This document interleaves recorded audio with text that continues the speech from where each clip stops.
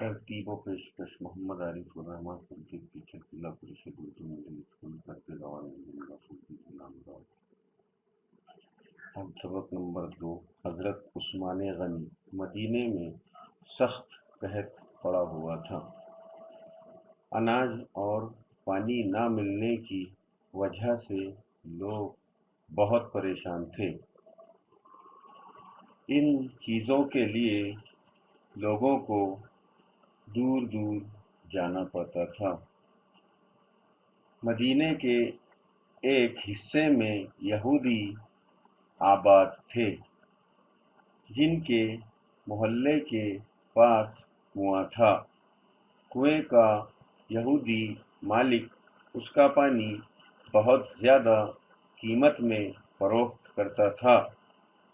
غریب مسلمانوں نے یہ بات رسول اکرم کو بتائی۔ آپ صلی اللہ علیہ وسلم نے اعلان فرمایا کہ لوگوں کو پانی کی تکلیف سے بچا کر اللہ کی خوشنودی کون حاصل کرے گا؟ یہ اعلان سن کر آپ صلی اللہ علیہ وسلم کے ایک صحابی کنویں کے مالک سے ملے۔ انہوں نے اس سے کنواں خریدنے کی بات کی۔ بڑی سودے بازی کے بعد یہودی صرف آدھا کنواں فروخت کرنے پر راضی ہوا۔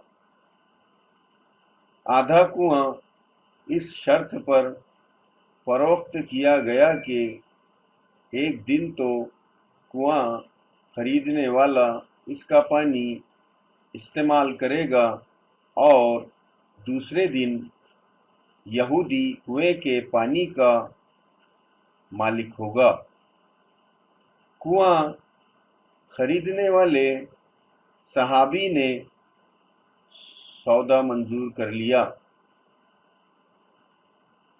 جس دن کنواں ان کا ہوتا مدینے کے تمام باشندے اس سے مفت پانی حاصل کر لیتے، لیکن دوسرے دن یہودی اپنا پانی مسلمانوں کو بہت مہنگے داموں فروخت کرتا۔